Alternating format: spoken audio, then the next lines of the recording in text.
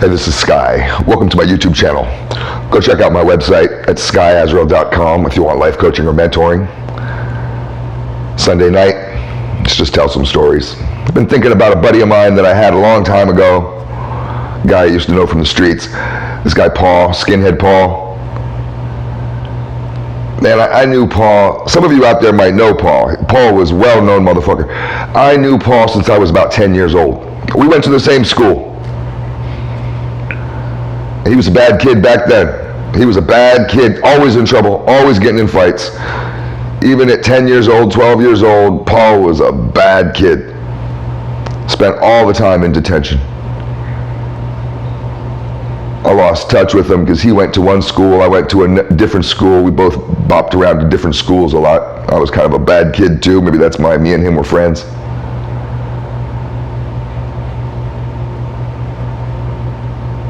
He eventually joined a skinhead gang, and it was funny because he wanted so desperately to join these guys, but they didn't really like him at first. They eventually let him join.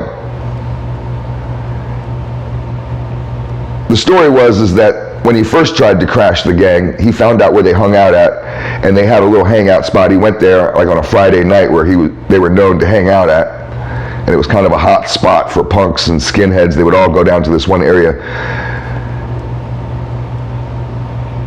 So apparently they beat him up, shot him up with heroin, rolled him like down a hill into a body of water. I don't know if it was a river or a canal. And then left him for dead, but oh no.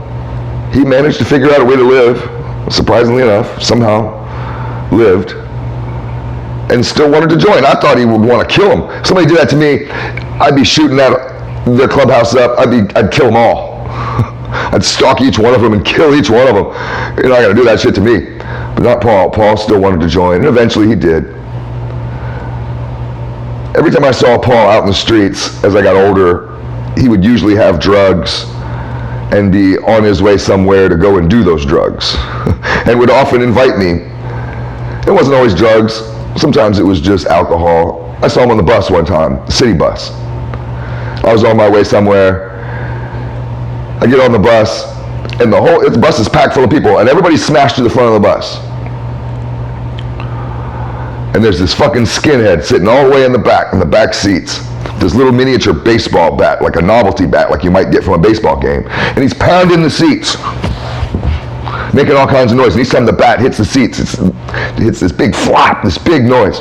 And everybody, there's a whole bunch of people, it's like they all just wince. They're all terrified of this motherfucker. He's taking over the bus. The bus driver's scared. Everybody's terrified. I look back there as I'm getting on, and it's Paul. So I go right back there, sitting next to him. We have our little reunion. It was always the same thing. We knew each other since we were little kids, so we were friends, even though we never hung out really.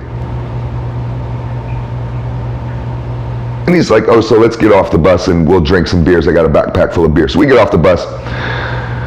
We're walking along the same street, busy road that the bus is going down.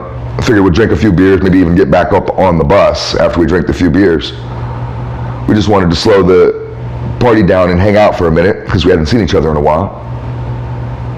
So we get off the bus, crack open a beer. It's broad daylight. We're walking down the street, whatever, drinking these beers. We walk over a small little bridge, and it's over like a 4-lane road going a different direction. It's a little tiny bridge.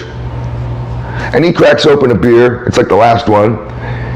Takes a big long sip of it, drinks half of it down, and then throws it really aggressively off the little bridge onto the road below, and just so happens to hit a fucking cop car. Just dumb luck. I don't know if he was aiming at it, but it hit that cop car. Didn't break the window or nothing, but the bottle smashed on the cop car. That cop was on it. He looks back up, saw us both, takes the next exit. We could see him coming up the exit, the long exit towards us. Fucking Paul sees that the next bus, sometimes these buses are right behind each other, is right about at the stop. He runs over to the bus stop, jumps on the bus, and he's gone. And I'm sitting there in the middle of the street not knowing what's happening. This fucking cop has got his lights on, he's coming. I'm like, oh shit. So I start running the other direction. Now I'm just on a mission to get away from this cop. My whole day is screwed up now. Fucking Paul. I saw Paul another time over by the subway, by the zoo. Both of us just going random places. And he was like, yo man, I got some Love Boat. Now Love Boat, that was just one term, street term. Many people called it green.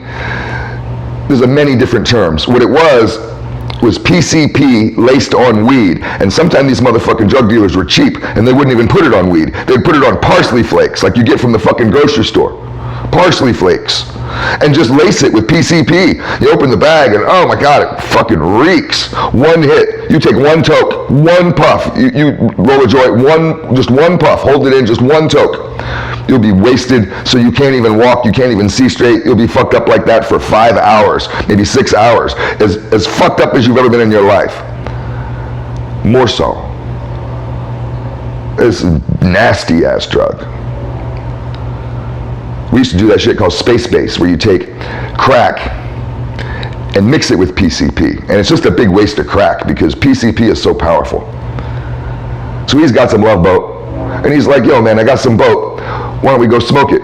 So I was game. I was a drug addict too. So I'm like, sure, I love doing Love Boat. That was my favorite fucking drug ever. I loved PCP. PCP was the best. I miss that shit. I'm so glad I'm not a drug addict anymore. Oh my God. But PCP was my favorite. And I did a bunch of different drugs, but I liked PCP a lot. So I was on it. We go down into the park near the zoo, big park. We find this old building. Just kind of, we go through the woods and we find this old building. Stone building, tan stones. We sit on the back of that building. I thought it was abandoned. There's these little windows with these little bars on it, and it was just kind of a black hole, and I looked in there, couldn't see nothing. I just figured it was just some abandoned fucking building. Who knows? I don't know what it was. I didn't care. We leaned up against that building and smoked that whole fucking sack of fucking Love Boat, that whole bag of PCP. Sat there for 4 or 5 hours. And that shit stinks. We're just stinking up the whole woods with this chemical smell, getting wasted. Wasted as fuck. We have our whole reunion. We're talking about everything. You know, because I've known him my whole life. Finally, we're like, man, we got to get out of here. You know, I've been here for a long time. So we walk around the front of the building, different way than we came. And it's not abandoned at all. Oh, not at all. This is a goddamn police station. It's active fucking police station. We sat out back of a fucking cop station doing PCP for 4.5 hours.